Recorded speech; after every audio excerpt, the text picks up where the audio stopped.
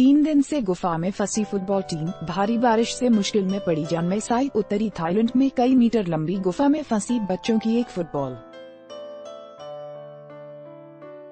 Team और उनके coach का बचाने का अभियान भारी बारिश के कारण बुरी तरह प्रभावित हुआ। पूरी टीम अपने कोच के साथ कई दिनों से गुफा में फंसी हुई है।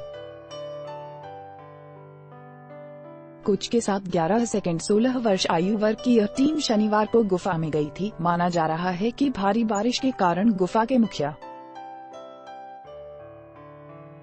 द्वार में पानी भर जाने से वे लोग अंदर फंस गए। उसके बाद लगातार हो रही बारिश के कारण वे लोग गुफा में अंदर की तरफ चले गए हैं। सैकड़ों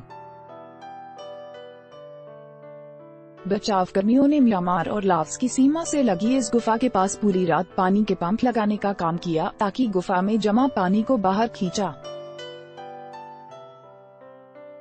जा सके। बचाव कार्य के प्रांतीय अधिकारी ने बताया कि पानी का बढ़ता स्तर बचाव कार्य में सबसे बड़ा अवरोधक है। साथ ही मंगलवार रात भारी बारिश हुई है। उन्होंने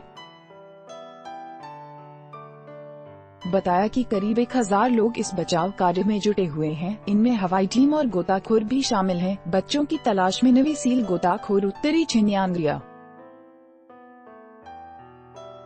प्रांत में स्थित गुफा में ऑक्सीजन टैंक तथा खाद्य पदार्थ लेकर कल सुबह अंदर गए थे। नेवी सील ने अपने फेसबुक पेज पर लिखा था, हमारी टीम सुबह गुफा के अंदर गई है और वह गुफा के अंत तक जाएगी। नेवी सील का कहना है कि भारी बारिश के कारण रात भर में गुफा में पानी का स्तर करीब 15 सेंटीमीटर बढ़ गया है और उसमें काफी अंदर तक पानी भर गया है। गौरतलब है कि मौसम विभाग के अनुसार आज पूरे दिन बारिश होने की आशंका है। भाषा